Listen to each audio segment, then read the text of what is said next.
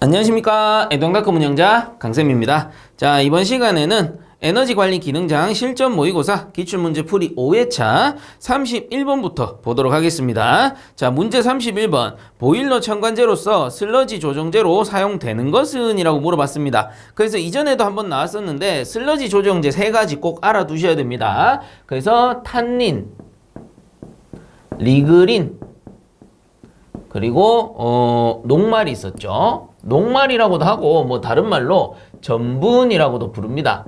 자, 그래서 이렇게 세 가지 탄닌, 리그린, 녹말 또는 전분 이렇게 알아두셔야 되는 것이고요. 그래서 답은 1번 전분이 되는데 나머지도 살펴보면 2번, 3번에 수산화 나트륨, 탄산 나트륨 돼 있죠. 그래서 요 녀석들은 뭐냐면은 소다 보링 약재가 됩니다. 소다 보링이 뭐였어요? 우리가 보일러 신설했을 때, 처음 설치했을 때 내부에 뭐 이물질도 많을 거고 용접하다 보면 찌끄러기도 남아있을 거고 안쪽에, 동체 안쪽에 이물질들이 많이 남아있단 말이에요. 그래서 그 이물질들이 남아있는 상태에서 우리가 급수를 해가지고 보일러수를 채운다? 말이 안 되죠. 그래서 내부에, 동체 내부를 한번 씻어줘야 됩니다. 이때 사용하는 게 소다수를 채워서 이제 씻어내는 건데, 그래서 요거를 소다 보링이라 부르는 거죠. 내부에 이제 부식을 방지하기 위해서 소다수 이런 거 쉽게 말하면은 약액으로는 수산화 나트륨, 탄산 나트륨, 제3인산 나트륨, 아황산 소다를 쓰는데 요런 것들 소다 약액입니다. 그래서 요런 걸 사용해서 씻어내는 작업을 소다 보링이라 하고, 자, 이때 사용하는 약재를 지금 나와 있는 탄산 나트륨 또는 수산화 나트륨을 쓴다라는 겁니다. 그래서 요것도 종류를 적어 드리면 수산화 나트륨, 그리고 탄산 나트륨, 그리고 여기는 없지만 제3 인산 나트륨, 그리고 또 한 가지 나오는 게 아황산 소다도 있어요. 아황산 소다. 그래서 얘들도 문제에 나올 수 있습니다. 무엇으로 나옵니까? 소다 보링의 약재로서 이렇게 나올 수 있다라는 겁니다. 그래서 저는 외울 때 그냥 이렇게 외웠어요. 탄수인아. 그래서 탄수인아, 탄산 나트륨, 수산화 나트륨, 인산 나트륨, 아황산 소다. 자, 여기서 인산 나트륨은 제3입니다. 세 번째 거. 그래서 이렇게 알아두시면 되겠더라. 그리고 4번에 히드라진이라고 나오는데 히드라진은 탈산소제였죠. 자, 그래서 31번에 보일러 첨관제로서 슬러지 조정제입니다. 슬러지 조정제로 사용되는 것은 위에 있는 거 탄닌, 리그린, 녹말이 됩니다. 자, 그 중에서도 해당 문제에서는 1번 전분이 나왔네요. 그래서 답은 1번이 되겠습니다. 자, 그다음 32번 보겠습니다. 보일러 가스 폭발을 방지하는 방법이 아닌 것은? 이라고 했습니다. 그래서 쭉 한번 보면 1번에 점화할 때 미리 충분한 프리퍼지를 한다. 맞죠? 점화 전에 행하는 이제 그 연소실 내부에 미연분이 혹시나 있을지 모르니까 보일러 기동 전에 댐퍼를 열고 우리가 송풍기를 돌려서 안에 있는 미연분을 제거해 주는 거를 프리퍼지라고 하죠. 그래서 미연분을 제거해 줌으로써 가스 폭발을 방지할 수가 있는 것이고요. 1번은 맞고, 그 다음 2번에 포스트 퍼지를 충분히 하고 그 후 댐퍼를 닫는다. 이것도 맞습니다. 포스트 퍼지는 프리퍼지랑 거의 같죠. 프리퍼지는 보일러 기동 전에 하는 것이고 포스트 퍼지는 보일러 운전 후에 이제 운전 종료하고 나서 혹시나 연소실 내부에 미연소분이 남아있을 수도 있으니까 송풍기를 돌려서 안에 있는 미연분을 제거해 주는 겁니다. 그래서 포스트 퍼지를 충분히 하고 나서 그 후에 댐퍼를 닫는 거는 괜찮은 거예요. 하고 나서 닫는 겁니다. 하기 전에 닫으면 좀 골치가 아파요. 안에 미연분이 남아있을 수 있으니까. 어쨌든 2번도 가스 폭발 방지 방법이 맞고요. 그 다음 3번에 연료 속에 수분이나 슬러지 등은 충분히 배출한다. 그렇죠. 연료 속에 수분이나 슬러지, 그러니까 이물질입니다. 이물질이 많이 함유되어 있으면 불완전 연소가 될 수도 있고 제대로 연소되지 않아서 미연분이 남을 수도 있는 겁니다. 그러면 이때 남아있는 미연분이 이후에 가스 폭발로 이어질 수 있으니까 이런 이물질들을 충분히 배출한다. 맞는 말이죠. 그래서 1, 2, 3번 모두 가스 폭발을 방지하는 방법이 맞는 것이고, 그러면 아닌 것은 4번이 되는 겁니다. 보일러 수위를 낮게 유지한다라고 돼 있는데 보일러 수위를 낮춰버리면 어떻게 돼요? 자, 우리가 예를 들어서 노톤 보일러예요. 노톤 보일러가 이렇게 있는데 보일러의 수위를 낮춰버리면 수위가 이렇게 떨어졌다 칩시다. 그럼 이 상태에서 연소는 똑같을 거 아니에요. 연소 용량은 똑같다. 그러면 계속해서 내부에 물이 없으니까 온도가 올라가 버리겠죠. 온도가 올라가고 계속해서 증기가 쌓입니다. 이 증기가 온도가 올라가면 어떻게 돼요? 최적이 팽창하고 그로 인해서 이건 밀폐 용기니까 압력도 올라가겠죠. 그렇게 되고 나중에 되면 마지막엔 어떻게 될까? 동체가 버티다 못 버티면은 빵 터져버리는 겁니다. 그래서 이 저수위 사고 가장 위험하다라고 했습니다. 보일러 폭발 사고로 이어질 수가 있기 때문에 자, 그래서 이 저수위를 주의해야 된다. 그래서 우리가 운전자들이 취급상 가장 중요시 여기는 게 수위, 압력 이런 것들이 되는 거죠. 자, 그러니 4번에 보일러 수위를 낮게 유지하면 어떻게 됩니까? 가스 폭발을 방지할 수 있는 게 아니고 가스 폭발의 원인이 되는 겁니다. 자, 그러므로 해당 문제 보일러 가스 폭발을 방지하는 방법이 아닌 것은 이라고 물어봤기 때문에 답은 4번이 되겠습니다. 자, 그 다음 33번 보겠습니다. 보일러 본체 사고를 예방하기 위한 과열 방지 대책으로 적당하지 않은 것은 이라고 돼 있네요. 그래서 쉽게 얘기하면은 과열 사고를 방지하는 방법이 아닌 걸 찾아라 요 뜻인데, 자, 1번 보일러의 수위가 안전 저수면 이하가 되지 않도록 한다. 맞는 말이죠. 이거는 방지 대책이 맞습니다. 그래서 우리 앞에서도 나왔지만 저수위 사고를 얘기하는 거예요. 이게 수위가 저수위로 떨어져 버리면 동체 내부가 과열된다라고 했잖아요. 그럼 과열되다 보면 압력이 올라가서 나중에는 동체가 빵 터져버릴 수도 있는 거예요. 그래서 이런 게 이제 과열 사고라고 볼 수도 있는 거기 때문에 보일러의 수위가 안전 저수면 이하가 되지 않도록 한다라는 것은 예방 대책이 맞는 겁니다. 근데 문제에서는 대책이 아닌 거 찾으라 했으니까 1번은 일단 패스. 그 다음 2번에 보시면 보일러 수의 순환을 교란시키지 말아야 한다라고 돼 있죠. 그래서 교란이라는 말은 어지럽다라는 겁니다. 그래서 쉽게 말하면 보일러 수가 정상적으로 일정하게 순환이 되어줘야 돼요. 근데 교란이라는 건 막 날아튈 수도 있고 어느 한 곳에 가서 정체되어 있을 수도 있는 겁니다. 그럼 이렇게 보시면 돼요. 예를 들어서 온수 보일러다. 그러면 보일러에서 온수를 가열하겠죠. 그러면 가열된 온수는 방열기 쪽으로 보내어져야 될 거고 또 뒤에서 환수되어 들어오는 조금 식은 냉수를 할게요. 냉수는 다시 과열시켜 줘야 됩니다. 근데 이게 교란이 발생해서 온수가 제대로 순환하지 못하고 어느 한 곳에 딱 모여버렸어요. 그러면 순환되지 않는 상태에서 계속해서 가열하면 어떻게 돼? 온수의 온도가 올라갈 거고 최적이 팽창할 거고 그로 인해서 이제 과열 사고로 이어질 수도 있는 겁니다. 증기 보일러는 더 위험할 수도 있겠죠. 어느 한 곳에서 증기가 정체되어 있을 수 있는 거니까. 증기가 정체되고 응축수가 제대로 환수되어 주지 못한다면 마찬가지입니다. 증기가 정체되어지고 과열 사고로 이어질 수 있다라는 겁니다. 자, 그래서 2번 같은 경우도 보일러 수의 순환을 교란시키지 말아야 한다라고 했기 때문에 과열 방지 대책이 맞는 거죠. 자, 그래서 2번도 패스고요. 자, 그 다음 3번에 보시면 보일러 수에 유지류를 혼합시킨다라고 돼 있는데요. 보일러 수, 쉽게 말하면 보일러 내부에 있는 물에 유지류가 혼합돼 있다. 요거 이물질이 혼합돼 있다라고 보시면 되죠. 슬러지, 그 스케일, 유지류 뭐 이런 것들이 혼합되게 되면 슬러지 어디 한 곳에 들러붙어서 과열될 수 있고 그리고 마찬가지 유지류도 어디 동체 내부 어느 한 곳에 부착되어서 그 부분이 국부 과열될 수가 있는 겁니다. 자, 그렇기 때문에 보일러 수에 유지류를 혼합시킨다라는 말은 결국은 과열 사고 방지 대책이 아니고 과열 사고의 원인이 되는 거예요.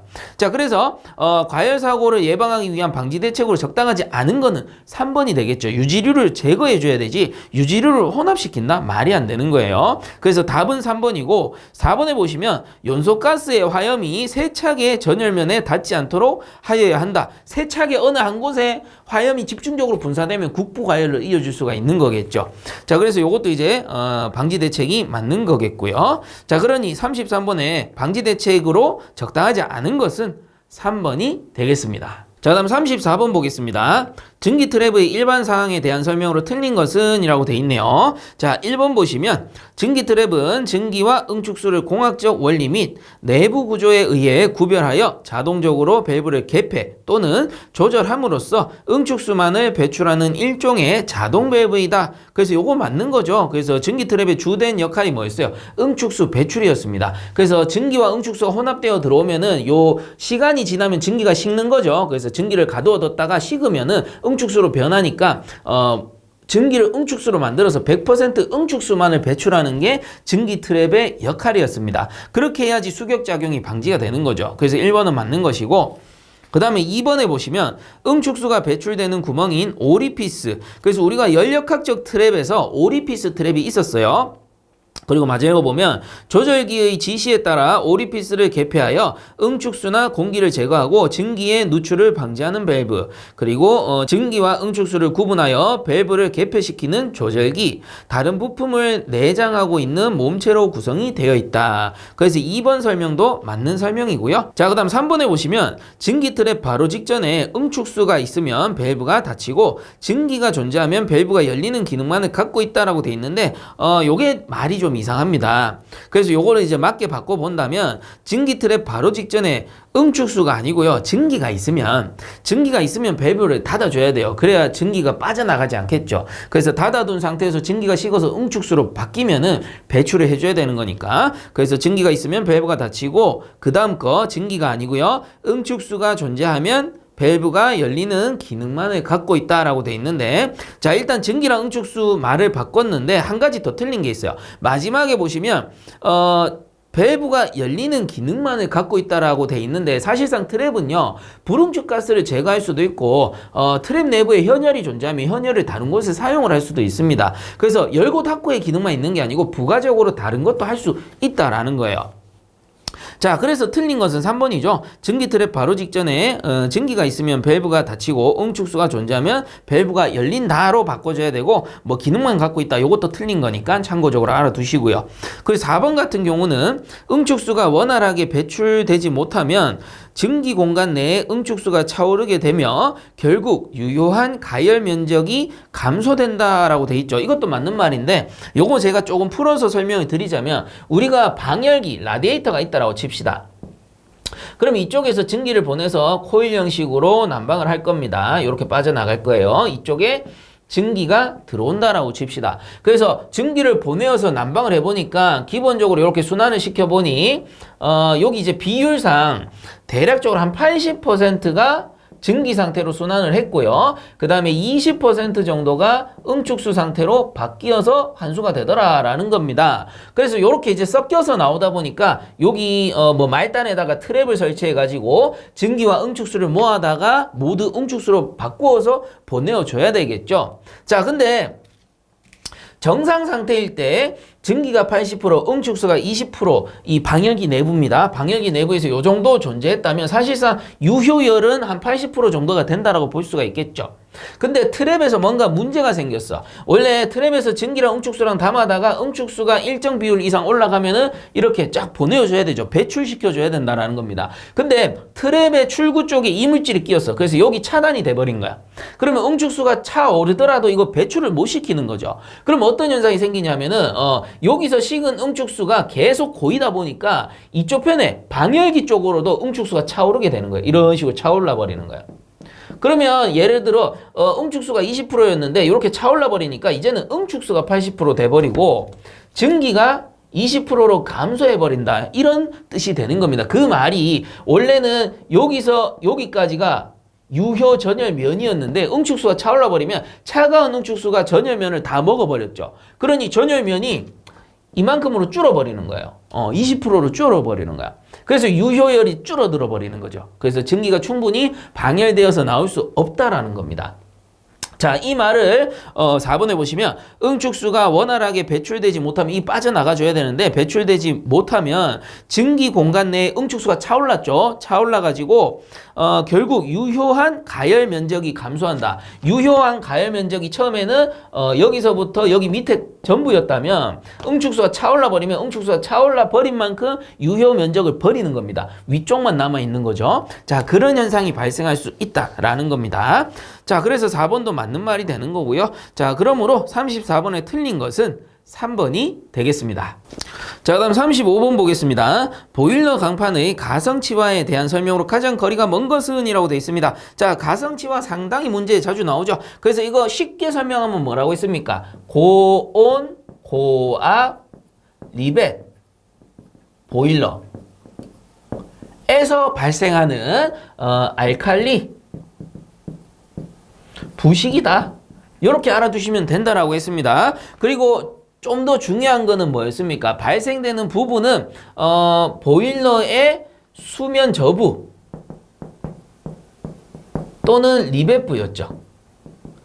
요 정도는 꼭 기억을 하셔야 된다. 그래서 앞에서 제가 디테일하게 2번 정도 설명을 드렸기 때문에 이번에는 해설 간단하게 읽어보고 풀겠습니다. 해설해 보시면 가성치화라 해서 고온고압 리벳 보일러에서 일어나는 부식으로 보일러 수중에 분해되어 생긴 가성소다가 과도하게 농축되면 수산화이온이 많아져 보일러 수가 강알칼리성을 띠게 되며 이것이 강제와 작용하여 생기는 나트륨이 강제의 결정입계를 침해하여 재질을 열화, 치화시키는 것으로 주로 수면과 접촉한 수면 하단부나 수면 하단부인 이유는 왜 그래요? 나트륨분이 하단부에 침적되어 있겠죠. 그래서 좀 더 심하게 발생하는 겁니다. 그리고 리벳 이음부에서 발생되는 부식으로 리벳 이음부가 좀 취약한 부분이라고 했습니다.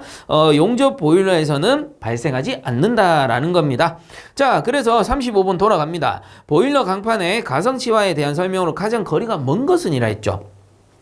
가장 거리가 먼 건 1번이네요. 자, 1번에 보시면 관체의 평면부에서 가장 많이 발생된다라고 돼 있는데 어디서 발생된다 했습니까? 수면 저부나 리벳부라고 했습니다. 그래서 수면 하단부나 리벳 이음부에서 발생하는 것이지 평면부에서는 생기지 않는다라는 거예요. 그래서 틀린 건 1번이고 나머지 같이 한번 읽어보면 2번에 보시면 반드시 수면 이하에서 발생한다. 수면 저부 또는 뭐 수면 하부, 하단부 뭐 이렇게 나오네요. 똑같은 말입니다. 자, 그래서 반드시 수면 이하에서 발생하는 거 맞죠? 나트륨분이 밑에 침적이 될 테니까. 자, 그 다음에 3번에 보시면 관공 등의 응력이 집중하는 곳의 수면 아랫부분에 발생한다. 같은 말이죠. 수면 저부, 수면 하단부. 그리고 더욱더 응력이 집중되는 곳은 더욱더 취약할 수가 있겠죠. 그 다음 4번에 보시면 리벳과 리벳 사이에 발생되기가 쉽다. 리벳이 취약한 부분이다 라고 말씀을 드렸습니다. 자, 그래서 35번에 가장 거리가 먼 것은 1번이 되겠습니다. 자, 그 다음 36번 보겠습니다. 보일러 소음 측정에 대한 설명 중 맞는 것은 이라고 되어 있는데요. 자, 요거는 해설에 잘 정리되어 있습니다. 그래서 소음 기준이라고 해서 보일러 같은 경우는 보일러 측면 후면의 1.5m 떨어진 곳의 1.2m 높이에서 측정을 해야 되고요.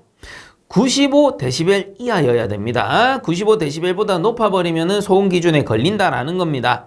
그리고 참고적으로 송풍기도 있는데 송풍기 같은 경우는 송풍기의 정면에서 1.5m 떨어진 곳에서 측정하고요. 기준은 소리 기준은 똑같아요. 95dB 이하여야 한다라는 거예요. 그래서 보일러는 측면 후면이었다면 송풍기는 정면에서 측정을 하는구나. 참고적으로 알아두시면 됩니다.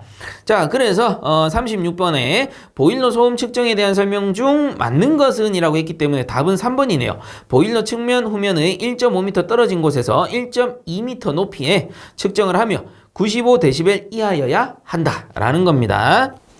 자, 그 다음 37번 보겠습니다. 연력학의 기본 법칙으로 일종의 에너지 보존 법칙인 것은 이라고 되어 있습니다. 그래서 에너지 보존의 법칙 뭡니까? 연력학 제1법칙이었죠.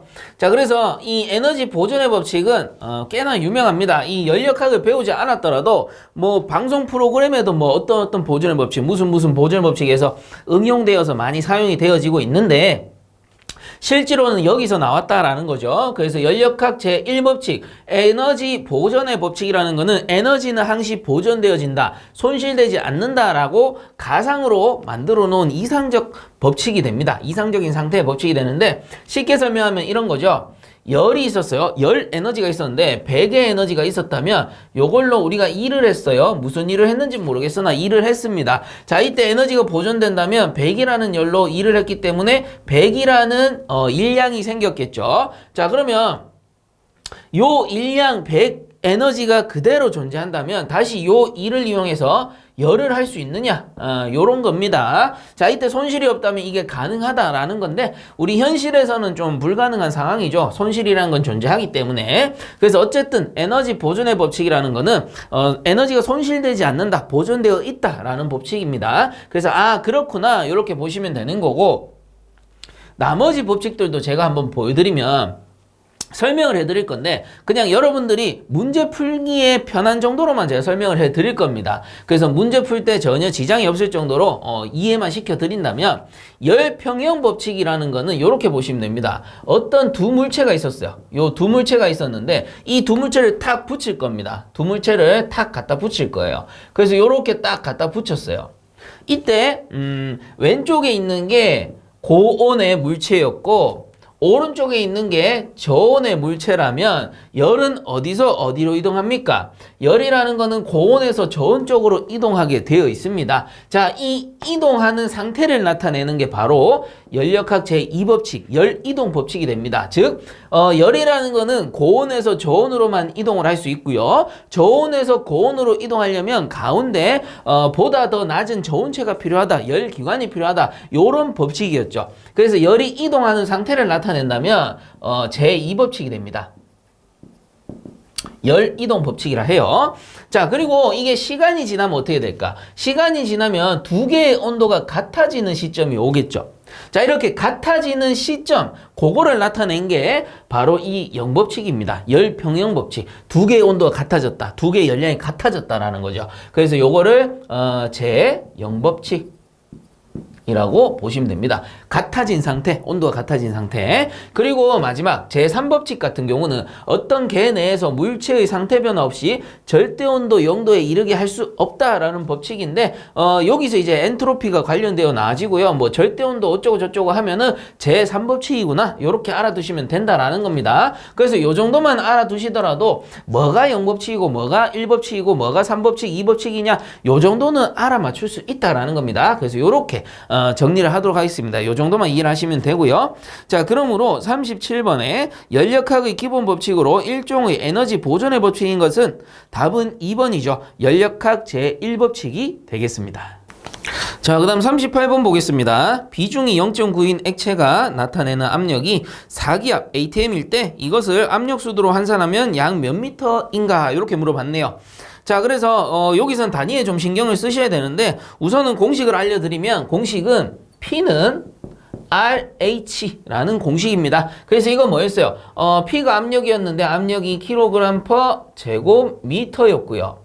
그 다음에 요 R이라는 게 비중이었죠. 그래서 kg/m의 삼승이었고 곱하기 H는 높이 미터였습니다. 그러면 미터 요거 약분되니까 미터 자승으로 바뀌겠죠. 그래서 kg/제곱미터라는 압력으로 나타나게 된다라는 건데 이번 문제에서는 압력수도로 환산하면 약 몇 미터인가 라고 물어봤단 말이에요. 그럼 미터 어디 있어요? 미터 여기 있어요. 미터 뭐지요? H라는 높이였습니다. 그래서 R은 비중, H는 높이인데 비중 곱하기 높이 하면은 압력이 나오는구나. 요 정도는 이전에 한번 설명을 드렸기 때문에 그렇구나 하시면 되고요. 어쨌든 여기에서는 요 H를 구해라라는 소리입니다. 왜? 미터로 나타내야 되니까. 요 H라는 게 높이 미터이긴 하지만 물로 따졌을 때는 물을 몇 미터 올릴 수 있는 높이냐, 그래서 몇 미터 올릴 수 있는 압력이냐 이 말을 뜻하는 거잖아요. 그게 뭔데요? 수두압이죠. 그래서 엄밀히 따지면 미터 H2를 구하세요. 요 뜻입니다. 그럼 결국은 요 H, 미터를 구하게 되면 그 수두압이 나오게 된다라는 뜻입니다. 자, 그렇다면 요 공식에서 H를 구하게 되면 어떻게 됩니까? H는 R이 내려갈 테니까 R분의 P로 구할 수 있다라는 겁니다. 자, 이때 우선은 압력의 단위를 한번 찾아볼 건데 압력의 단위는 뭐였어요? kg/제곱미터였다라는 거죠. 자, 그렇다면 우리가 알고 있는 압력 단위 표준 대기압에서 1atm의 경우에는 1.0332라는 게 있었어요. 자, 이건 뭐였습니까? 이거는 kg/제곱센치였다라는 거죠. 근데 우리가 필요한 건 뭐죠? kg/제곱미터다라는 겁니다. 자, 그래서 요거를 제곱미터로 바꿀 건데 어떻게 바꾸느냐? 요것만 알아두시면 됩니다. 자, 1제곱미터라는 것은 결국 뭡니까? 100cm를 두 번 곱한 거잖아요. 그럼 100cm를 두 번 곱하면 어떻게 돼? 만 되잖아, 만. 두 번 곱했으니까. 그래서 제곱센티미터가 되는 겁니다. 그럼 요 제곱센티미터를 제곱미터로 바꿔야 되기 때문에 요 제곱미터를 내려버리면 됩니다. 그렇게 되면 어떻게 되냐면 1제곱미터 분의 좀 깨끗하게 쓸까요? 제곱미터 분의 만 제곱센티미터가 된다라는 거지. 그럼 얘를 곱해주면 되는 거예요. 곱하기 1제곱미터 분의 만 제곱센티미터 해버리면은 얘가 사라지는 거고 얘가 밑으로 들어가니까 만 곱하면은 kg/제곱미터가 되는구나. 그래서 만 곱해보면요. 하나, 둘, 셋, 넷 해서 10332 kg/제곱 습관적으로 센치를 쓰려고 그러네요. 제곱미터가 된다라는 겁니다. 자, 그리고 현재 해당 문제에서는 조건이 비중이 0.9고 압력이 뭐 있습니까? 1atm이 아니고 4atm으로 줬기 때문에 자, 여기서 어떻게 풉니까? 4atm이죠. 4 곱하기 10332 하게 되면 이게 단위가 뭐가 된다고요? 킬로그램 퍼 제곱미터가 된다. 라는 겁니다. 자, 그 다음에 이제 비중인데, 비중 같은 경우는 문제에 보시면 조건이 비중이 0.9인 액체가 라고 나와 있습니다. 물이 아닌 거예요. 0.9인 액체라는 거는 물이 아니다라는 뜻이에요. 그러면 여기다 0.9 넣으면 되느냐? 이대로 푸시면 답이 안 나온다라는 거죠. 그래서 이게 무슨 말이냐면은 비중의 개념을 좀 알아두셔야 되는데, 비중이라는 것은 엄밀히 따지면 비교한 중량이다 라고 보시면 돼요. 그래서 이게 뭐냐면 기준이 되는 물질이 있겠죠. 뭐 예를 들어 기체 같은 경우는 공기를 기준으로 그 비중이 가볍냐 무겁냐 요걸 따지는 거고, 주로 보면 액체 같은 경우는 물을 기준으로 많이 따진단 말이에요. 자, 그래서 뭐 예를 들어 물의 비중량이 1000인데 킬로그램 퍼 미터 3승인데 지금 해당 액체 같은 경우가 뭐 대략 한 900 정도 된다라는 거겠죠. 킬로그램 퍼 미터 3승이라는 것은 결국 뭡니까? 단위가 사라지고 이 액체의 무게는 물에 비해서 0.9 정도밖에 안 되더라. 90%밖에 안 된다 이 뜻이잖아요. 그래서 조금 가벼운 액체인 것 같아요. 물보다는. 뭐 어쨌든 이런 식으로 엄밀히 따지면 비중이란 것은 단위가 없기 때문에 우리가 단위를 만들어야 됩니다. 그래서 여기서는 수두압을 구해라라고 했기 때문에 곱하기 1000을 할 거예요. 왜 그러냐? 물의 비중량이 1000kg per 미터 3승이기 때문에 물의 비중량을 곱해줌으로써 억지로 이제 단위를 만드는 거예요. 그 액체의 비중을 곱해줘서 물에 비교한 거니까 어찌됐든 물에 비해서 0.9라면 이게 900이 나올겠죠. 그래서 900kg per 세제곱미터의 비중량을 가진 액체구나 이렇게 알 수가 있다라는 거죠. 그래서 공식이 이렇게 나오는 겁니다. 그리고 물의 비중량 1000이라는 거는 항시 물은 4도씨를 기준하는데 온도에 따라 비중량은 천차만별로 바뀌어요. 근데 4도씨에서는 딱 떨어져. 1000이라고 딱 떨어지기 때문에 주로 이제 4도씨 물을 기준으로 비중량을 많이 씁니다. 어쨌든 여기서 수도 압력을 구하는 거기 때문에 이렇게 구해주면 되는 거예요. 그러면 단위가 어떻게 돼? 킬로그램 사라질 거고요. 미터 3개, 2개니까 얘가 미터 1개 남겠죠. 그럼 역수치에서 올라가게 되니까 결국은 미터가 나옵니다. 자, 그래서 구해보게 되면 45.92m가 나와요. 근데 요 미터가 다르게 쓰면 어떻게 되죠? 미터 H2O로 쓸 수도 있다라는 겁니다.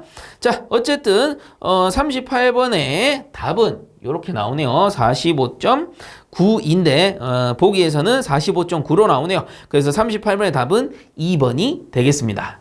자, 그 다음 39번 보겠습니다. 몰리에르 선도는 X축과 Y축을 각각 어떤 양으로 하는가라고 돼 있는데요. 요거는 해설에 잘 정리가 돼 있어요. 그래서 증기 몰리에르 선도의 종류라고 해서 5가지가 있는데 PV 선도, HS 선도, 그리고 PT 선도, TS 선도, pH 선도가 있다라는 겁니다. 그래서 요거를 그냥 해설 그대로 외우셔도 돼요. 그대로 외우셔도 되는데 제가 암기하는 걸 조금 도와드리고자 표를 하나 준비했습니다. 그래서 우리가 선도를 요렇게 그린다 치면 자, 이쪽이 X축, 이쪽이 Y축이라고 볼 수가 있겠죠. 자, 이때 외우실 때 요렇게 외우시면 돼요. PPPHT, PPPHT 압력, 전부 압력이죠. 근데 엄밀히 따지면 이게 압력이긴 압력인데 절대 압력을 나타내는 겁니다. 그리고 온도도 절대 온도를 나타내는 거예요. H는 뭐였어요? 엔탈피가 되는 거고요. 그 다음에 밑에 거는 VTHSS입니다. 그래서 V라는 건 최적이고요. 요거 T는 절대 온도, H는 엔탈피가 되겠고요. S는 전부 뭐예요? 엔트로피가 되는 거죠.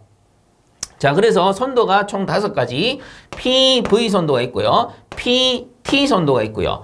pH 선도가 있고요. HS 선도가 있고요. 그 다음에 TS 선도가 있다라는 겁니다. 그래서 요 종류만 딱 가지고 문제 푸시면 되는데 자, 39번으로 돌아가서 X축과 Y축을 각각 어떤 양으로 하는가? 자, 1번에 보시면 X축은 비체적부터가 틀린 거죠. 비체적이 아니고 그냥 체적이에요. 그래서 1번은 뭐 어쨌든 틀렸는데 보면은 비체적, 그 다음 Y는 온도라고 돼 있는데 자, 비체적이 아니고 체적일 경우에는 Y축은 절대 압력이 되는 겁니다. 온도와는 전혀 관계가 없는 거예요. 자, 그리고 온도라고만 하면 안 되고 엄밀히 따지면 절대 온도가 맞는 건데 어쨌든 1번은 틀렸고요. 그 다음 2번 같은 경우에는 X축이 엔트로피인 경우에 Y축은 엔탈피. 그래서 엔트로피 보면 되죠. 엔트로피인 경우에 Y축은 엔탈피 있네요. HS 선도가 뭡니까? S는 엔트로피, H는 엔탈피라고 해서 2번이 답이 되는 겁니다. 그 다음에 3번 같은 경우는 X축은 온도. 자, X축 요게 온도가 있긴 한데 이게 절대 온도가 맞거든요. 뭐 어쨌든 그 다음에 요 두 번째 거니까 압력인데 Y축은 뭐예요? 온도인 경우에는 Y축은 엔탈피가 아니고 압력입니다. 압력, 절대 압력. 그래서 3번은 틀렸고 그 다음 4번 같은 경우가 좀 논란이 될 수 있는 건데 자 그냥 한번 볼게요. 4번 같은 경우는 X축이 엔트로피인 경우 우리 앞에 건 봤으니까 요 뒤에 거겠죠. 엔트로피인 경우에 Y축은 온도라는 겁니다. 그래서 4번은 어찌 보면은 맞는 답일 수도 있어요. 근데 요거는 이제 출제자 입장에서 보는 거예요. 출제자 입장에서는 일부러 헷갈리게 하기 위해서 엔트로피고 요 온도라는 것은 뭡니까? 그냥 온도라고 하면 안 되고 절대 온도로 명시를 해줘야 맞다라는 겁니다. 우리 TS 선도라는 게 있기는 있어요. 몰레르 선도 종류 중에. 근데 엔트로피 그리고 한쪽은 절대 온도라는 거예요. 그냥 온도라고 하면 안 되고 압력도 마찬가지 제가 말씀드렸죠. 절대 압력으로 나타내야 정확하다라는 겁니다. 이 사지선다형은 논란이 많이 발생할 수 있는 게 틀린 답 3개, 맞는 답 1개가 아니고 애매한 답 3개, 맞는 답 하나입니다. 그렇기 때문에 사지선다형 이 뜻을 보게 되면은 4가지 지문 중에 가장 답에 유사한 것을 고르시오라고 나와요. 그래서 출제자 의도대로 제가 풀이를 해드리자면 사실상 2번, 4번 이 논란 될 수 있죠. 2번은 정확하게 맞긴 한데 4번이 논란이 될 수 있습니다. 그럼 4번 왜 틀렸습니까? 라고 물어본다면 저는 이렇게 설명해 드리는 수밖에 없어요. 자, 이거 엔트로피는 맞는데 X축, 요 Y축은 뭐예요? 온도가 아니고 절대 온도여야지 정확하게 맞는 답이 된다 라고 설명드릴 수밖에 없는 거예요. 그래서 이거 완전히 말장난이죠.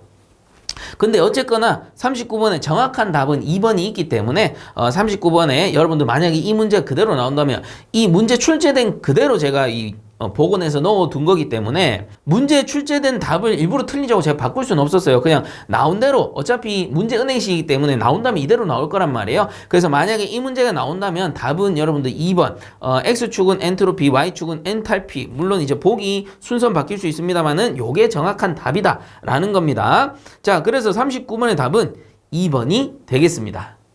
자, 그 다음 40번 보겠습니다. 부력은 그 물체가 배제한 유체의 중량과 같은 힘을 수직 상방으로 받는 것을 말하는데 이는 어떤 원리인가 라는 겁니다. 자, 그래서 이 부력이라는 거는 여러분들 일상적으로 좀 들어보셨을 거고요. 그리고 방송이나 기타 매체에서도 뭐 여러 번 접해 보셨을 겁니다. 이 부력이라는 건 뭡니까? 뭐 예를 들어 사람이 뭐 목욕탕이라던가 우리 수영장에 들어갔다라고 칩시다. 수영장 깊은 곳에 들어갔는데 사람이 물 위에 대자로 탁 누워요.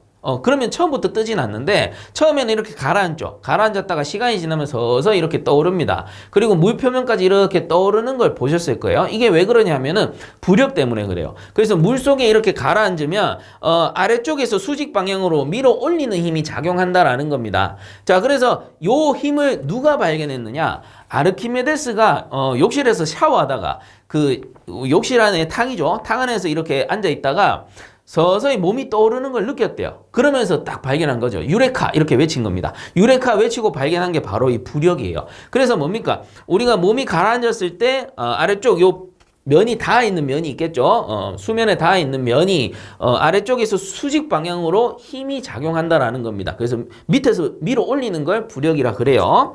자, 그래서 뭐 해설도 한번 읽어보자면 정지 유체 속에 물체가 일부 또는 완전히 잠겨 있을 때 유체에 접촉하는 모든 부분에 수직 방향으로 작용하는 힘으로 아르키메데스의 원리라고 한다. 왜? 아르키메데스가 처음에 유레카 하면서 발견한 거니까. 자, 그래서 40번의 답은 1번 아르키메데스 원리가 되겠고요. 자, 그 다음 41번 보겠습니다. 증기난방에서 응축수 한수법의 종류에 해당되지 않는 것은 이라고 되어 있습니다. 자, 그래서 요거 교재에서는 138에서 139페이지 사이에 나오는 내용인데요. 증기난방에서의 응축수 한수 방식이에요. 한수 방식. 그래서 요거 뭐 딴 거 없습니다. 요것만 외우시면 돼요. 중, 진, 기. 요거 이론 시간 때 한번 말씀드렸을 거예요. 그래서 중력 한수식, 그 다음에 진공 한수식, 그 그다음 기계 환수식 요 세 가지가 답니다. 어디서? 증기난방의 경우 응축수 환수 방식으로는 세 가지가 있다. 중진기가 있는데 중력 환수, 진공 환수, 기계 환수 방식이 있었더라라는 겁니다. 자, 그래서 1번, 3번, 4번은 맞는 거고요. 2번에 습식 환수 방식이라고 나오는데, 자, 이 습식 환수 방식은 습식 또는 우리가 건식이라고 하는데, 요거는 응축수 환수 방식이 아니고요. 뭐냐 하면은 요거는 배관 방식입니다. 배관 방식에 따른 분류기 때문에 이거랑은 좀 관계가 없다라고 보시면 되는 겁니다. 자, 그래서 해당 문제에서는 증기난방에서 응축수 환수법, 환수 방식 종류에 해당되지 않는 것은 이라고 물어봤기 때문에 중진기가 아닌 거 답은 2번이 되겠습니다. 자, 그 다음 42번 보겠습니다. 보온재가 갖추어야 할 조건으로 틀린 것은 이라고 돼 있는데요. 자, 요거는 교재 206페이지를 참고하시면 되고요. 이 보온재를 다른 말로는 단열재라고도 합니다. 그래서 열이 통과하는 걸 막아주는 것들이에요. 그러면 이제 열이 통과하는 거를 막아주는 성질을 딱 생각하고 보시면 되는 거죠. 자, 그래서 보온재가 갖추어야 할 조건으로 틀린 것은, 자, 1번 흡수성이 적을 것 돼 있는데 요거는 맞아요. 흡수성, 물을 이제 흡수하는 성질인데 물을 잘 흡수하면 열 전도성이 올라가요. 그렇기 때문에 보온재는 단열재라 했습니다. 그냥 단열재라고 할게요. 열을 차단해야 되기 때문에 흡수성이 적을수록 좋은 겁니다. 그 다음 2번에 부피 비중이 작을 것. 그렇죠. 크기가 작고 비중이 작을수록 가벼울수록 시공하기가 좋은 거예요. 2번도 맞는 것이고, 그 다음 3번에 열 전도율이 클 것. 요게 틀린 거죠. 우리가 보온재, 단열재라고 했는데 열을 차단해야 되는데 열을 전도한다? 열 전도율이 클 것? 틀린 겁니다. 열 전도율이 작을수록 좋다라는 거죠. 차단해줘야 되니까. 그 다음 4번에 보시면 물리적, 화학적 강도가 클 것. 이건 뭐 당연한 소리니까 맞는 겁니다. 자, 그래서 42번에 틀린 것은 3번이 되겠고요. 자, 그 다음 43번 보겠습니다. 관 공장용 공구 중 접하려는 연관의 끝부분을 소정의 관 지름으로 넓히려는데 사용되는 공구는? 이라고 물어봤습니다. 자, 그래서 교재에서는 218페이지를 보시면 되는데 해설에도 잘 나와 있어요. 연관용 공구라고 해서 이 종류들이 많이 나오는데, 자, 지금 설명하는 공구 같은 경우는 우리가 연관이 있으면, 요렇게 관이 있으면 이 관의 끝부분을 넓히고 싶단 말이죠. 그래서 연관 같은 경우는 여기에다가 요렇게 뾰족한 핀을 때려 박습니다. 그럼 이게 관이 이렇게 넓어져요. 자, 이때 사용하는 게 턴핀입니다. 턴핀. 그래서 턴핀이 나무로 된 핀인데, 요 턴핀을 박아 넣으려면은 뭐가 필요해요? 망치가 필요하겠죠. 나무로 된 망치가 있는데 요런 거를 멜릿이라 그럽니다. 그래서 턴핀을 이렇게 박아 넣으면 배관 끝부분이 이렇게 넓어지게 되는 거예요. 자, 그래서 해당 문제에서는 연관의 끝부분을 소정의 관 지름으로 넓히려는데 사용되는 공구는? 이라고 했기 때문에 여기서는 턴핀이 답이 되고요. 해설 같이 한번 보시게 되면 연관용 공구라고 해서, 자, 첫 번째 연관용 톱은 당연히 연관을 절단할 때 사용할 거고요. 그 다음에 2번에 보시면 요 본볼도 가끔 나옵니다. 주관에 구멍을 뚫을 때 사용하는 거예요. 연관에서 구멍 뚫을 때는 본볼을 쓰는구나. 자, 그 다음에 3번에 보시면 드레서라고 해서 연관 표면의 산화피막을 제거하기 위해 사용한다. 그래서 일종의 헤라 생각하셔도 되죠. 그래서 우리 껌 뗄 때 사용하는 헤라 있죠. 그런 걸로 이제 표면을 이렇게 긁어가지고 산화피막을 제거하는 겁니다. 그 다음에 4번에 보시면 밴드밴이라고 해서 밴딩할 때 쓰는 거예요. 그래서 연관 굽힘 작업에 사용이 되고요. 그 다음에 턴핀, 이제 답으로 나오는 거, 접합하려는 관 끝을 넓힐 때 사용하는 게 바로 요 턴핀입니다.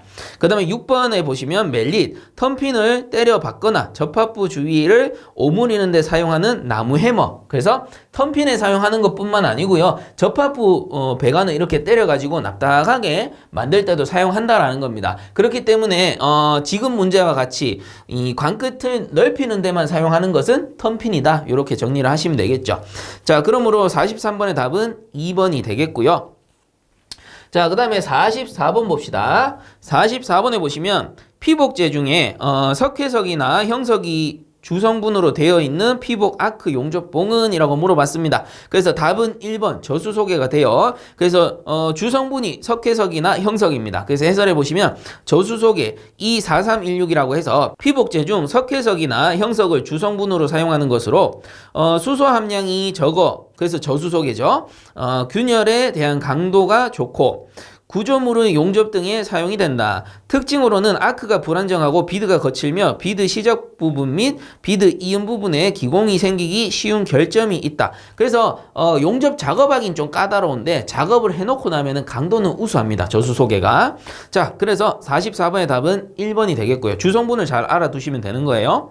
자, 그 다음에 45번 맞아볼게요. 45번 보시면 동간의 이음 방법으로 적합하지 않은 것은 이렇게 돼 있죠. 자, 그래서 1번에 용접 이음 맞고요. 2번에 납댐 이음도 맞습니다. 그래서 우리가 은납봉을 쓰는 거를 은납댐 이렇게 부르기도 하죠. 그리고 이 은납댐, 항동댐, 그리고 영강댐이라고 하는데 얘들을 다 합쳐서 뭐라 그래요? 가스 용접이라고 하는 겁니다. 그렇기 때문에 용접 이음도 맞고 납댐 이음도 맞는 것이고요.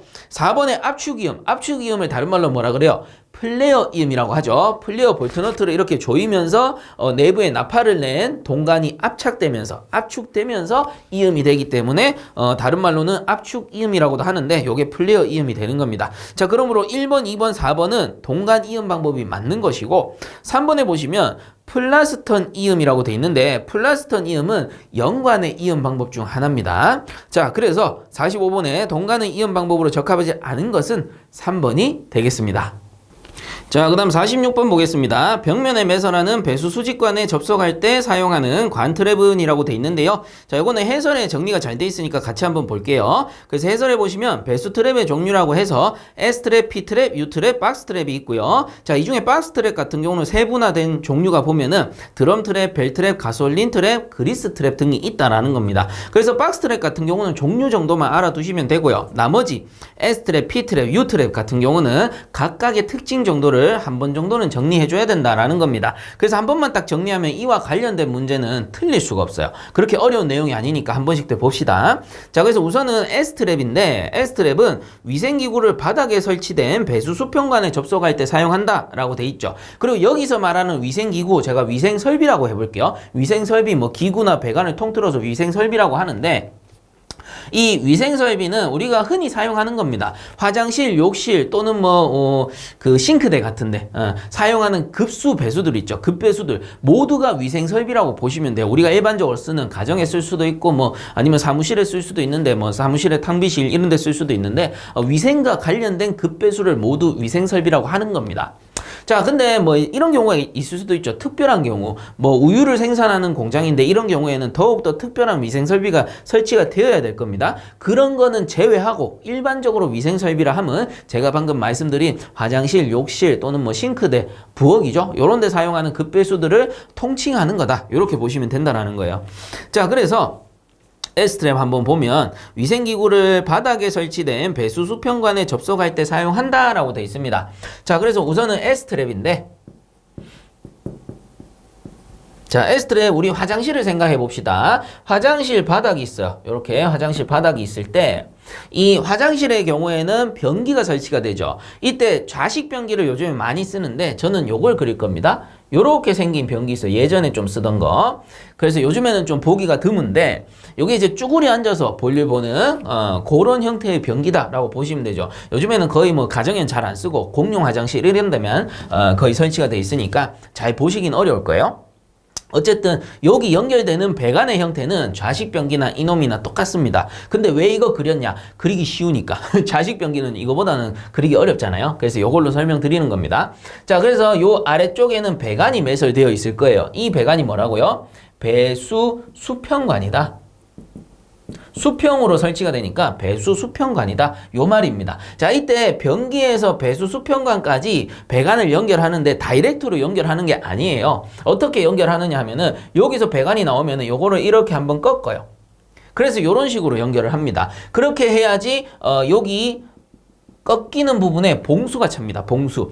그러면 쌤, 봉수는 뭡니까? 봉수라는 거는 물수자입니다. 물수. 그럼 이 물을 봉했다, 물을 가둬놨다 이 뜻이거든요. 그래서 여기에 물이 갇혀있는 형태예요. 그러면 이 봉수를 왜 만드느냐? 자, 이 배수관이라는 거는 사실상 깨끗한 물을 갖다 버리는 게 아니잖아요. 그래서 오염된 가스라든가 아니면 배수관 내부에 벌레들이 살 수도 있습니다. 그런 벌레라든가 오염된 가스가 이 변기를 통해서 실내로 유입될 수가 있는 거죠. 그래서 간혹 보면은 이 트랩이 설치되어 있지 않은 건물의 화장실 같은 경우에는 계속해서 이제 냄새가 나는 거예요.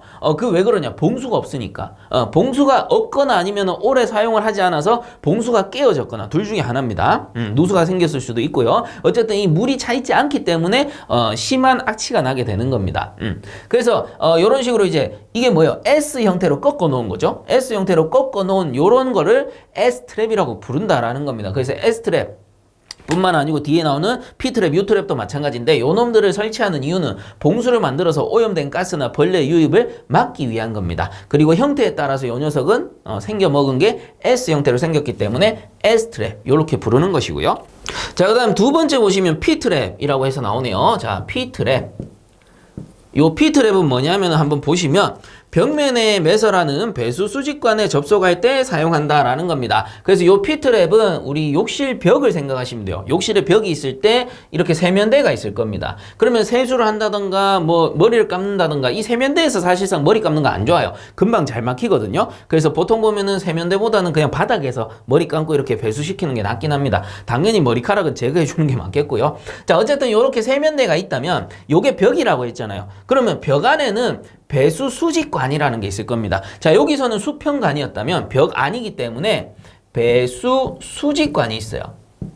그래서 배수 수직관으로 세면대에서 사용한 물을 버려야 되는데 이때도 마찬가지 이렇게 배관이 내려오면 한번 꺾어가지고 이렇게 보내주는 겁니다.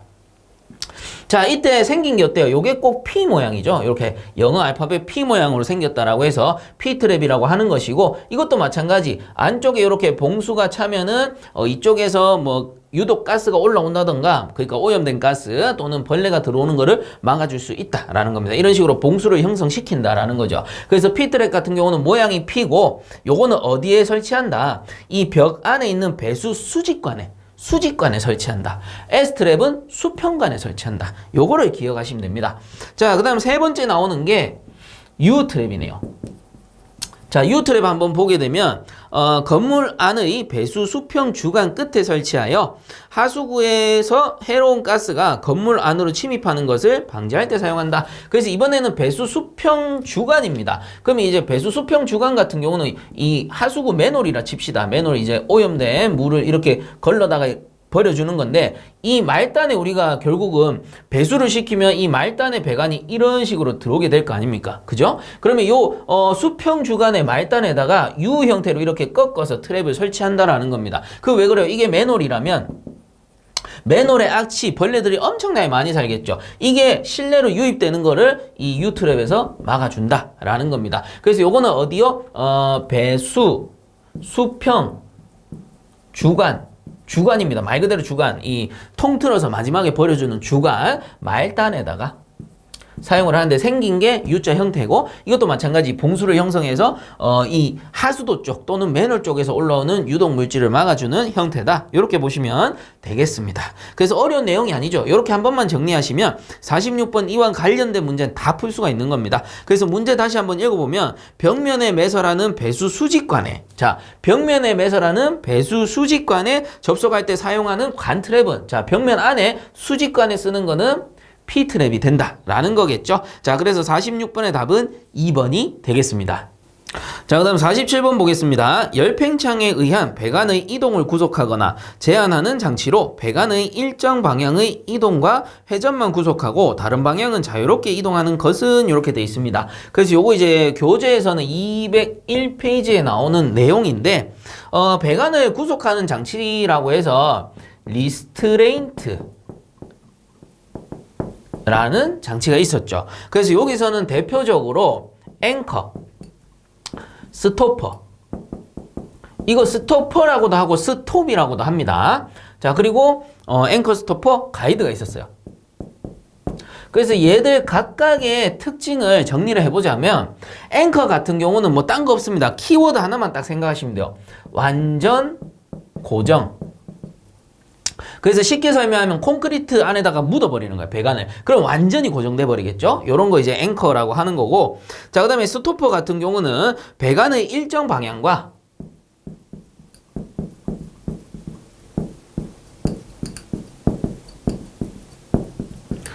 회전만 구속합니다. 회전만 구속. 나머지는 자유로워요. 그 다음에 가이드 같은 경우는 축방향 이동 안내. 축방향 이동 안내하고요. 자, 축방향이라는 게 뭐예요? 배관이 이렇게 있으면 축이 요겁니다. 요거 요 방향입니다. 축 방향. 요거를 안내하게 되고, 그리고 직각 방향은 구속합니다. 직각 방향 구속.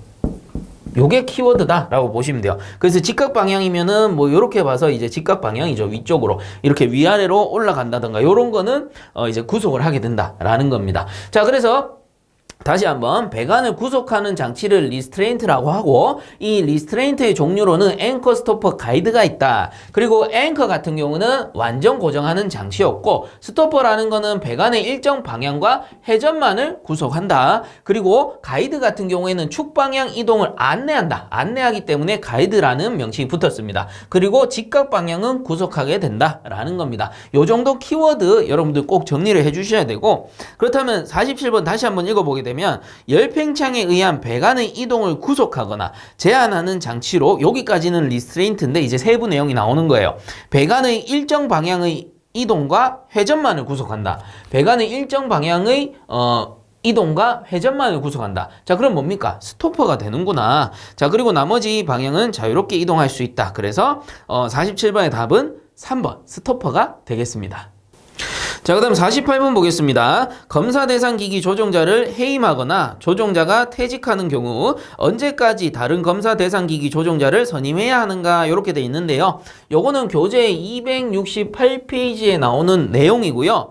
뭐 어찌 보면은 당연한 내용일 수 있는데, 조종자를 해임하거나 이제 그 조종자가 퇴직하는 경우에는 당연히 해임 또는 퇴직하기 전에 조종자를 선임해 둬야 되는 게 맞겠죠. 그래서 답은 3번입니다. 해임 또는 퇴직 이전이 되겠고요. 뭐 불가피한 사유가 있을 수도 있잖아요. 그래서 교재의 268페이지에 보시면 이것도 나옵니다. 조종자 채용 기한이 연기되었을 때 연기가 가능한 사유라고 해서 그 박스 안에 나오거든요. 그것도 한 번 정도는 읽어보실 필요가 있고요. 뭐 어쨌든 간에 조종자가 해임 또는 퇴직되었을 때는 그 해임 또는 퇴직 이전에 다른 조종자를 선임해둬야 된다. 요거 기억하시면 됩니다. 자, 그래서 48번의 답은 3번이 되겠고요. 자, 그 다음 49번 보겠습니다. 전기 전도도가 높고 고온에서의 수소치화 현상도 없으며 가공성도 우수하여 주로 전자기기 제작에 사용이 되는 동은, 이렇게 돼 있는데, 자, 수소치화 현상이 없고 전자기기 제작에 사용이 되면은 무산소 동입니다. 자, 그래서 49번의 답은 2번이 되고, 그 외에 뭐 인성 동관 또는 인탈산 동관이 있는데, 요런 거 특징은 해설을 참고해 주시면 되겠습니다. 그래서 49번의 답은 2번 이렇게 보시면 되고, 자, 그 다음에 50번 넘어가겠습니다. 50번.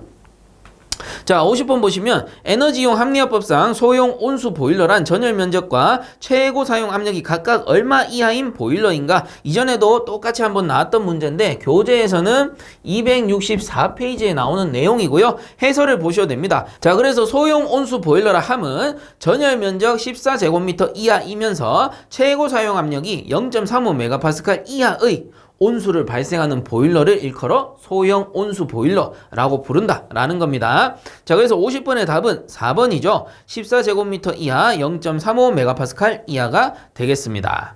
자, 그 다음에 51번 보도록 할까요? 자, 51번 문제. 에너지 관리 지도 결과 에너지의 이용 효율을 높이기 위하여 필요하다고 인정하면 에너지 다소비 사업자에게 에너지 손실 요인의 개선을 명할 수 있는 자로 맞는 것은 이렇게 돼 있네요. 자, 그래서 교재에서는 261페이지에 나오는 내용인데요.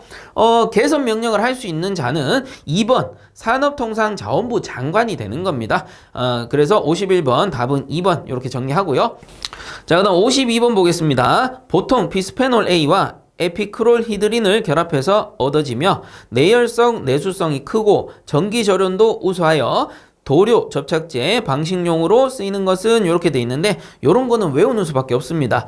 그래서 에폭시 수지를 말하는 거예요. 52번의 답은 1번. 자, 그 다음에 53번 보겠습니다. 개수 규준형 샘플링 검사의 오시 곡선에서 좋은 노트를 합격시키는 확률을 뜻하는 것은 단 알파는 제1종 과호, 베타는 제2종 과호이다. 이렇게 나오네요. 자, 그래서 교재 해설에도 잘 나와 있는데 제가 이렇게 판서를 했습니다. 그래서 요 내용을 한번 정도 이해를 하시고 넘어가시는 게 좋을 것 같아요. 자, 그래서 여기 보이는 게 바로 오시 곡선입니다. 오시 곡선이 이렇게 물결 모양으로 생긴 요 곡선 있죠. 요거를 오시 곡선이라 그래요. 자, 그러면 이 표는 무엇을 나타내느냐? 여기 보시면 나옵니다. 자, 우선은 P 같은 경우는 로트 부적합품률을 나타내요. 그래서 P가 여기 있죠. 가로축입니다. 가로축으로 봤을 때 이 우측으로 쭉 갈수록 부적합품률이 높아진다라고 보시면 돼요. 그러면 가능한 한 이 멀리 가지 말고 가까운 곳에서 합격을 시켜주는 게 좋겠죠. 왜? 뒤로 갈수록 불합격품률이 높아지니까. 그리고 LP라는 것은 요 세로축인데요. 바로 로트가 합격할 확률이 됩니다. 이 위로 올라갈수록 합격할 확률이 높아진다라는 것이고, 그 다음에 알파, 베타, 제1종 가호, 제2종 가호인데, 자, 요게 뭐냐면은, 알파 같은 경우는 좋은 노트가 불합격될 확률이고요. 베타 같은 경우는 나쁜 노트가 합격될 수 있는 확률을 나타내요. 그래서 아직은 이해가 안 가죠. 일단 잠깐 넘어가고요. 밑에 거 설명하고 다시 돌아오겠습니다. 밑에 보시면 대문자 N, 여기 있습니다. 대문자 N. 요게 로트 수고요. 스몰 N은 시료의 크기, 여기 있고요. 그 다음 C는 합격 판정 개수라 해서 여기 나옵니다. 자, 이게 무슨 말이냐면은, 로트라는 게 뭐였어요? 우리 모집단을 로트라고 했잖아요. 그래서 우리가 판단하고자 하는 그 모집단, 그게 이제 로트고, 로트의 수가 이렇게 1000개가 있다면, 요거는 예시로 나온 겁니다. 1000개가 있다면 이 중에서 N, 시료의 크기라는 거는 1000개 중에 30개를 뽑은 거죠. 그래서 샘플링 한 개에 30개다. 그러면 이 중에서 C라는 거는 합격 판정 개수이기 때문에 그냥 부적합품 수라고 보셔도 됩니다. 그래서 부적합품이 3개 이상 나오면 이거는 불합격시켜라, 요런 뜻입니다. 그래서 모집단에서 샘플링해서 거기서 불합격 개수가 3개 이상이면 그거는 불합격이고, 이하면은 합격시켜라, 뭐 요런 뜻이 되는 거예요. 자, 그러면 이제 다시 제1종 가호와 제2종 가호를 보겠습니다. 알파, 베타인데 알파는 좋은 노트가 불합격될 확률이라 나오고, 베타는 나쁜 노트가 합격될 확률이라 나와요. 그래서 그냥 단순히 보면 이 내용이 너무 어려워. 자, 그냥 이렇게 정리하시면 됩니다. 이 오시 곡선이라는 녀석은 결국은 요 오시 곡선을 나타냈을 때 이 오시 곡선 안쪽 면 있죠? 안쪽 면. 이 안쪽 면에 어느 샘플링 지점이 위치한다면 그거는 모두 합격이란 거예요. 그리고 반대로 이 오시 곡선을 벗어나서 샘플링된 판정 개수가 이렇게 찍힌다면 얘들은 다 불합격인 거예요. 자, 그렇다면 이 알파라는 것은 이렇게 연장을 시켜봅시다. 이렇게 연장을 시켰을 때 쉽게 말하면 여기 안쪽까지는 모두 합격이란 뜻입니다. 근데 요 알파 위로 넘어가 버리면 이거 뭐예요? 이 오시 곡선을 벗어났기 때문에 불합격 되는 거야. 불합격. 근데 이 불합격 시키면 안 좋은 게 무슨 말이냐 하면은 이 P라는 게 뭐였습니까? 부적합품률이잖아요. 그래서 우측으로 가면 우측으로 갈수록 어떻게 되는 거야? 부적합품률이 늘어나는 거기 때문에 당연히 가까운 곳에서 뽑아주면 좋은데, 이 가까운 곳에서 뽑는 요게 이제 상한선이라고 친다면 이 상한선을 벗어난 거는 사실상 이거 합격해도 되는 거예요. 품질로 봤을 때는. 그죠? 이 합격해도 되잖아. 사실상 이 오시곡선을 벗어났긴 했지만 부적합품률이 상한선에 딱 걸린 겁니다. 그리고 베타는 이 하한선이라고 보시면 돼요. 야, 이것보다 더 불합격품률이 높으면은 이건 도저히 안 된다. 최하한선이 되는 거고, 요 상한선은 조건이 가장 좋은 상한선이다. 이렇게 보시면 되는 거예요. 그럼 요 내부에서는 합격을 시켰는데 요게 알파는 벗어나 버렸으니까 좋은 노트가 어떻게 되는 거야? 부적합 돼버리는 거예요. 합격 판정에서는 부적합 돼버리는 거야. 사실상 여기는 양호한 이제 뭡니까? 자꾸 헷갈리는데 로트 부적합품률이 양호한 지점인데 이게 합격시켜도 될 거를 불합격시켜버린 거죠. 그렇기 때문에 과호라고 하는 겁니다. 제1종 과호. 뭔가 잘못됐다, 요 뜻이죠. 그래서 좋은 노트가 안타깝게도 불합격될 확률을 요 알파로 나타낸 것이고, 그렇다면 이 베타라는 것은 제2종 과호인데 2종 과호라고 했죠. 자, 이 이종 과호 같은 경우는 베타는 어디 있어요? 오시곡선 안쪽에 있잖아요. 그러면 요거는 뭐야? 합격시킨다라는 뜻이거든요. 근데 합격시키는 건 좋은데 제가 방금 그랬어요. 이게 부적합품률 최하한이다. 가장 품질이 안 좋다. 부적합품률이 가장 많이 나오는 지점인데 고하한이기 때문에 이거 사실상 합격 안 시키는 게 좋은 건데 이 오시곡선 안쪽에 있다 보니까 어쩔 수 없이 합격을 시키게 된다라는 거죠. 그러니 이건 뭡니까? 나쁜 노트가 합격될 확률로서 제2종 과오라고 부른다 라는 겁니다. 자, 요 정도만 이해를 하시면 돼요. 그렇다면 53번 돌아가가지고 오시곡선에서 좋은 노트를 합격시키는 확률을 뜻하는 것은 이렇게 돼 있네요. 자, 우선은 좋은 노트니까 알파와 관계 있을 것 같습니다. 좋은 노트가 불합격될 확률이죠, 알파라는 거는. 근데 문제에서는 좋은 노트가 불합격이 아니고 합격될 확률을 찾아라 이 뜻입니다. 자, 그러면 이거는 이렇게 바꾸면 됩니다. 자, 요 알파라는 게 좋은 노트가 불합격될 확률이니까 자, 전체 1 중에 알파를 빼버리면 어떻게 될까? 자, 전체 중에서 요 알파만 빼버리면 어떻게 돼요? 그 밑에 거, 여기서부터 여기 거까지는 모두 합격시킬 거 아닙니까? 그래서 이건 뭐죠? 좋은 노트가 합격될 확률.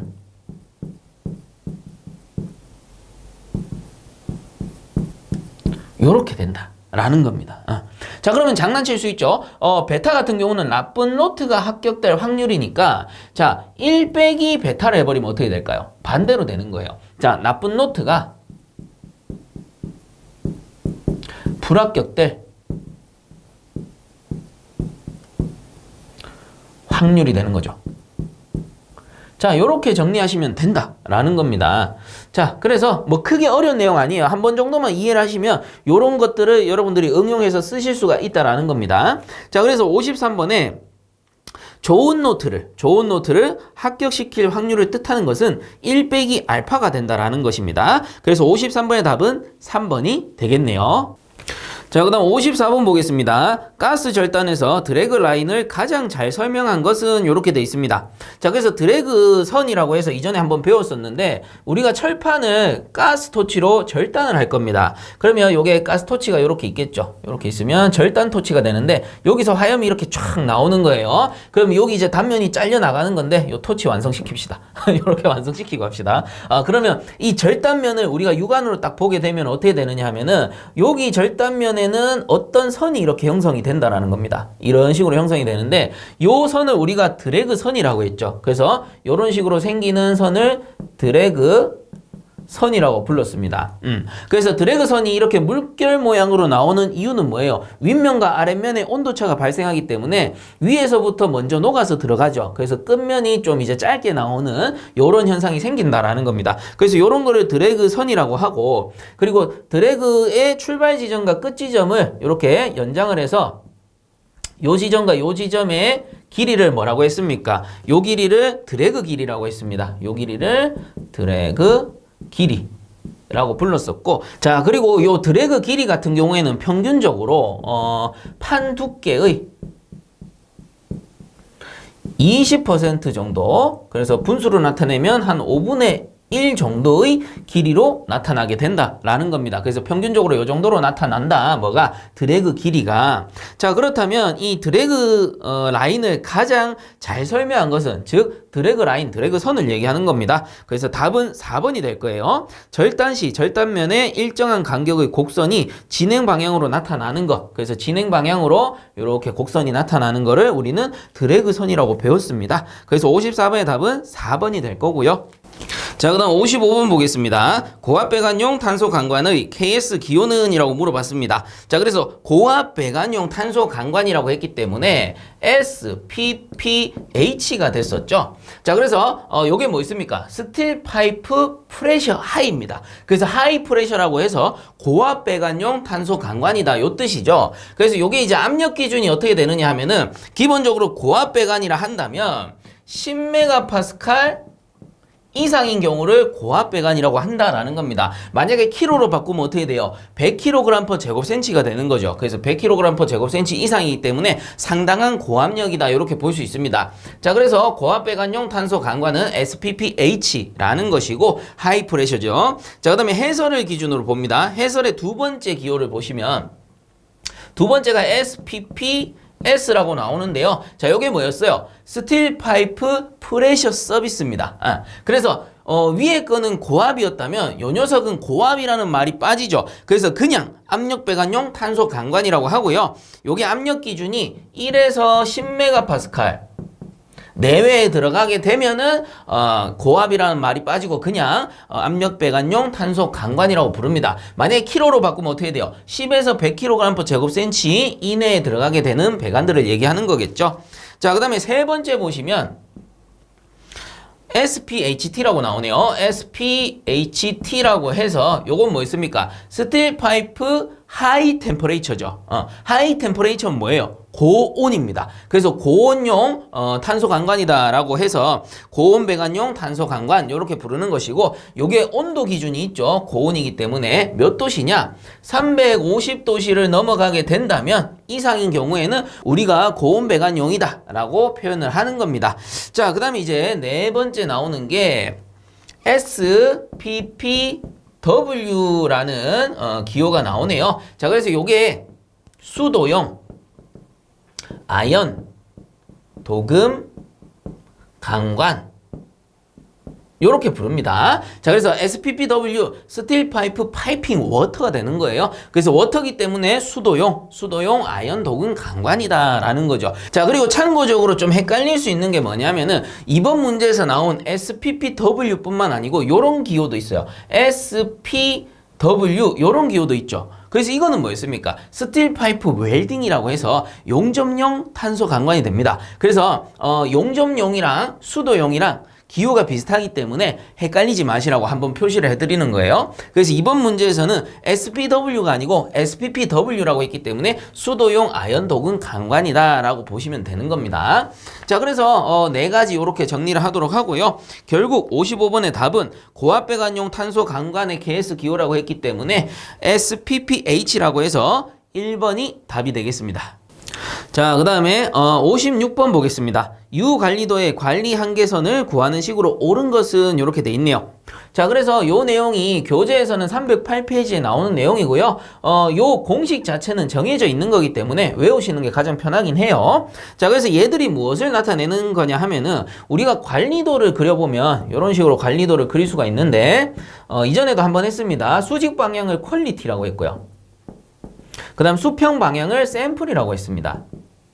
자, 이때 우리가 샘플을 채취해서 그 샘플의 퀄리티를 봤을 때 통과할 수 있는 기준이 있었죠. 뭐였습니까? 우선은 중심선이 있었고 센터라인이라고 해서 여기선 중심선을 U 바로 표시한 것 뿐이고요. 그 다음에 UCL 상한선이죠. 상한선인데 UCL을 여기서는 공식으로는 U 바 더하기 3의 루트 N분의 U 바로 나타낸 겁니다. 딱 정해져 있는 거예요. 그 다음 하한선은 이렇게 끄었을 때 하한선 공식이 U 바 마이너스 3 하한이기 때문에 마이너스 되는 거예요. 루트 N분의 U 바로 나타낸다 라는 겁니다. 자, 그래서 어떤 샘플을 채취했을 때 그 퀄리티가 요 상한과 하한 요 사이에 걸려줘야지만 그 제품이 현재 양호한 상태다 라고 볼 수 있다라는 겁니다. 그런 걸 나타내는 게 바로 요 관리도가 되겠고요. 그러면 중심선이 있고 상한선이 있고 하한선이 있을 때 그렇다면 이 U 관리도에서 관리 한계선을 구하는 식으로 옳은 것은 이라고 물어봤기 때문에 관리 한계선은 상한선 하한선 요겁니다. 그래서 상한선 하한선 요 두 공식이 되는 거예요. 그래서 요 두 공식을 정리해서 써버리게 되면은 U 바 더하기 빼기 높거나 낮거나 그래서 3 루트에 N 분의 U 바 요렇게 나타낸다라는 겁니다. 두 개를 조합한 공식이다. 그래서 요 공식을 찾아보시면 된다라는 거죠. 자, 그러므로 56번의 답은 4번이 되겠습니다. 자, 그럼 57번 보겠습니다. 다음 중 인위적 조절이 필요한 상황에 사용될 수 있는 워크 팩터의 기호가 아닌 것은 이라고 했습니다. 자, 그래서 요 57번은 교재에 326페이지에 보시면 나오겠고요.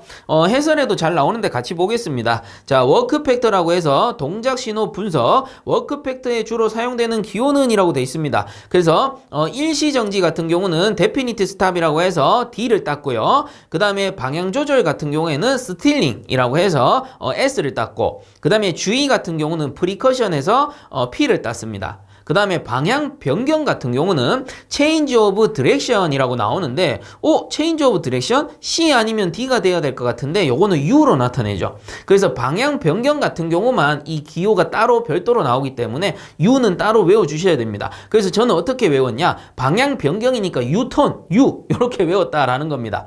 자, 그래서 다시 한번 일시정지는 definite stop, D로 나타냈고요. 그 다음에 방향 조절은 스틸링, S로 나타냈고요.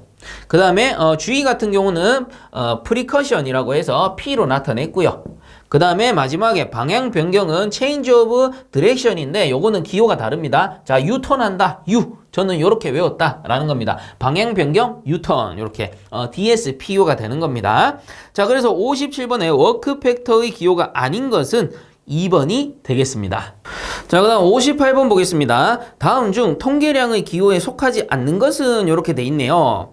그래서 뭐 보기에 보면 시그마도 있고 R도 있고 S도 있고 X바도 있는데, 자, 요런 게 뭘 나타내느냐 하면은 우리 예전에 모집단과 표본에 대해서 한번 배웠습니다. 그래서 어떤 모집단이 있다라고 합시다. 모집단.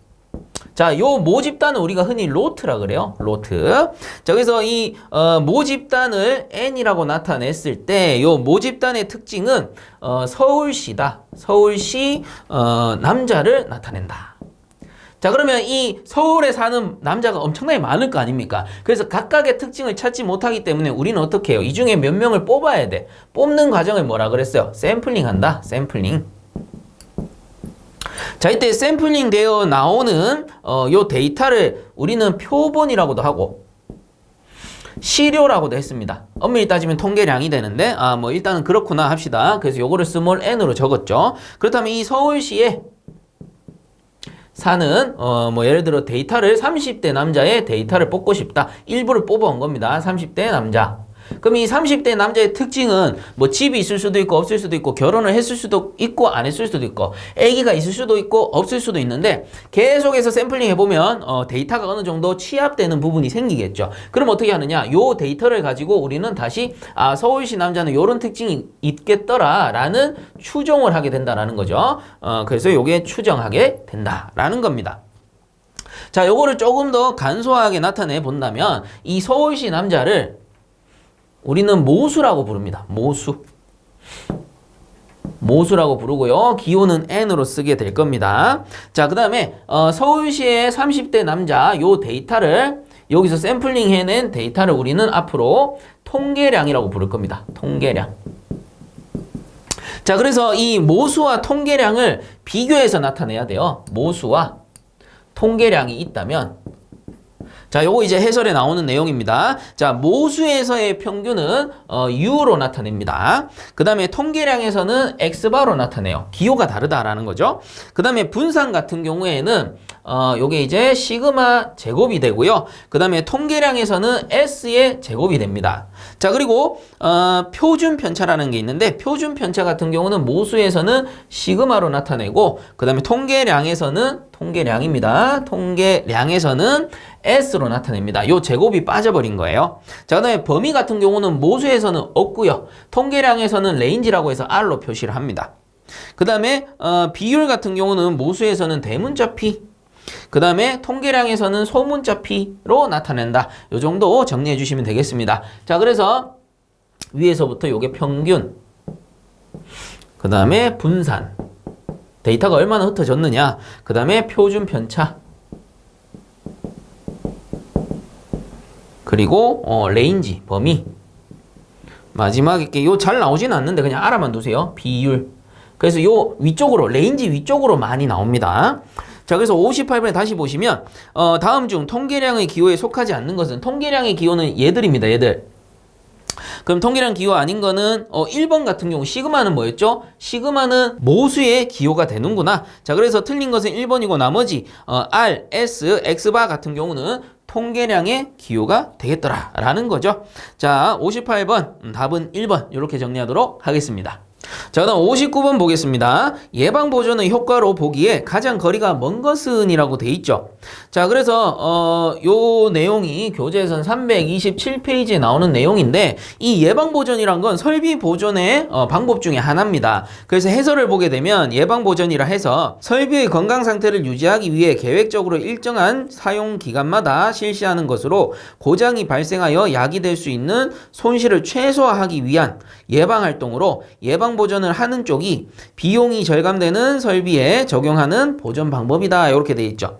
그래서 사전에 미리미리 검사를 해가지고 고장이나 불량이 발생하는 것을 예방하는 겁니다. 자, 그래서 예방에 초점을 맞추고 보기를 보시면 돼요. 자, 1번에 보시면 기계의 수리 비용이 감소한다. 그렇죠. 불량률이 아무래도 떨어지겠죠. 고장률이라든가 예방을 하기 때문에. 그 다음 2번에 생산 시스템의 신뢰도가 향상된다. 그렇죠. 고장률이 아무래도 줄니까 신뢰도가 향상이 될 것이고, 그 다음 3번에 고장으로 인한 중단 시간이 감소한다. 이건 뭐 더 말할 것도 없죠. 그래서 1, 2, 3번은 다 맞는 것이고, 4번에 보시면 예비 기계를 보유해야 할 필요성이 증가한다기보다는 예비 기계라는 건 고장 시 사용하는 거잖아요. 근데 고장률이 줄어드니까 예비 기계를 보유해야 할 필요성이 아무래도 감소되겠죠. 자, 그래서 59번에 틀린 것은 4번이 되겠습니다.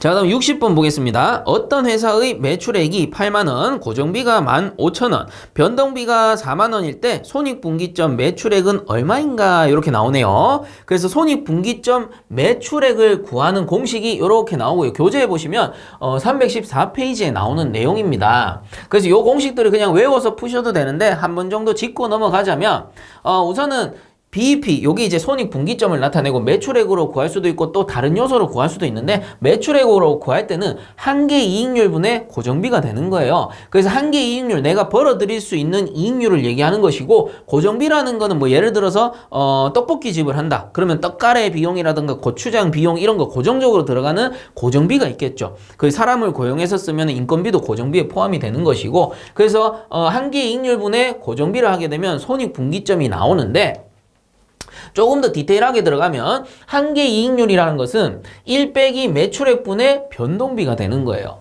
그리고 매출액분의 변동비는 변동 비율이 되는 겁니다. 그래서 이런 식으로 전개해서 구할 수 있는 건데, 자, 여기서 이제 매출액은 다들 아실 거예요. 고정비는 또 방금 제가 설명을 드렸고, 뭐 이제 재료비라든가 인건비 이런 게 고정비고, 매출액은 벌어들이는 수익이 되겠죠. 전체적인 수익. 그리고 변동비라는 게 있습니다. 이 변동비라는 건 사전적인 의미로는 생산량 변화에 따른 비용을 나타내는 거예요.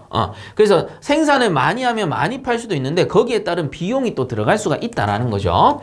자, 그래서 요거를 일단 한번 구해보자면, 지금 조건을 보면은 매출액 좋고 고정비 좋고 변동비 좋습니다. 그럼 여기에서 사용하고자 하는 거는 이 바로 두 번째 공식이 되겠네요. 그래서 1 빼기 매출액분의 변동비분의 고정비로 구하시면 되는데, 자, 그대로 한번 풀어보도록 하겠습니다. 우선은 지금 고정비가 15,000원이래요. 15,000원 나누기, 자, 1 빼기 매출액이 8만원 분의 변동비가 4만원 이렇게 들어간다라는 겁니다. 그래서 구해보게 되면은 이게 손익분기점은 3만원이라는 거예요. 3만원 이렇게 나오게 되는데, 자, 그냥 이렇게 끝내지 말고 한 번만 이해를 해보고 넘어갑시다. 자, 우리 뭐 고정비라던가 매출액은 다들 아실 테니까 잠깐 좀 이따가 하도록 하고, 고정비는 더 설명할 것도 없고요. 자, 요 변동비입니다. 문제는 변동비인데, 이 변동비라는 거는 높은 게 좋을까 낮은 게 좋을까 생각을 한번 해본다면, 여러분들 이거 공식 뭐 제가 4만원으로 지금 조건을 줬기 때문에 구해봤는데, 만약에 4만원이 아니고 5만원을 넣어가지고 계산을 한번 해보세요. 그럼 요 금액이 증가하게 될 겁니다. 만약에 5만원 넣으면 3만원이 아니고 이거보다 좀 증가한 금액이 나올 거고요. 만약에 4만원이 아니고 이보다 낮은 한 3만원 정도 넣고 계산하면은 요 금액 역시도 낮아지게 될 겁니다. 그러면 이게 높은 게 좋아요, 낮은 게 좋아요 라고 딱 해보면, 단순하게 비교했을 때는 어떤 분은 이렇게 생각할 수 있어요. 쌤, 이거 마지막에 나오는 매출 금액이 큰 게 좋은 거 아닙니까? 그럼 변동비 큰 게 좋은 거 아닙니까? 하실 수도 있는데, 낮은 게 좋은 거예요. 왜? 이건 뭐예요? 이건 매출액이 아니야. 이건 뭐냐면은 손익분기점을 매출액으로 구한 겁니다. 손익분기점이란 게 뭐죠? 3만원 이상 벌어야, 3만원까지는 그냥 재료비고 뭐고 다 들어간 거고, 3만원부터 이제 시작인 거죠. 3만원부터 이제 만약에 4만원 벌면 만원이 저한테 떨어지는 순이익이라는 거예요. 손익분기점이잖아. 그럼 이 손익분기점은 뭐예요? 낮으면 낮을수록 좋다는 거지. 그 말은 역시 변동비도 마찬가지. 낮으면 낮을수록 손익분기점이 낮아지니까 좋은 거다라는 겁니다. 그래서 변동비도 비용이기 때문에 낮은 게 좋은 거고요. 매출액은요, 이거는 얘랑 반비례합니다. 자, 방금 손익분기점은 서로 비례 관계였어요. 근데 매출액은요, 서로 반비례 관계예요. 그러니 매출액은 크면 커질수록 어때? 이 손익분기점이 낮아진다라는 겁니다. 고정비는 어차피 고정되어 있는 비용이니까 어쩔 수 없는 거고. 자, 요 정도로 이해를 하시면 된다라는 거예요. 그럼 이제 변동비, 매출액 요런 개념으로 가는구나. 요렇게 이해를 할 수가 있는 거죠. 자, 그래서 공식 정도는 외워주셔야 됩니다. BEP는 요 공식 정도는 꼭 외워주셔야 되고요. 매출액분의 변동비 한 게 변동 비율이다. 요 정도 기억을 좀 해줍시다. 자, 그래서 60번의 답은 계산기 탁탁 두드려 보시면 3만원 나왔죠. 답은 2번이 되겠습니다. 자, 이렇게 해서 이번 회차도 마무리하도록 하고요. 본 영상이 도움되셨다면 구독과 좋아요 한 번씩 부탁드리겠습니다. 자, 수고들 많이 하셨습니다. 자, 계산기 사용 한번 해보도록 하겠습니다.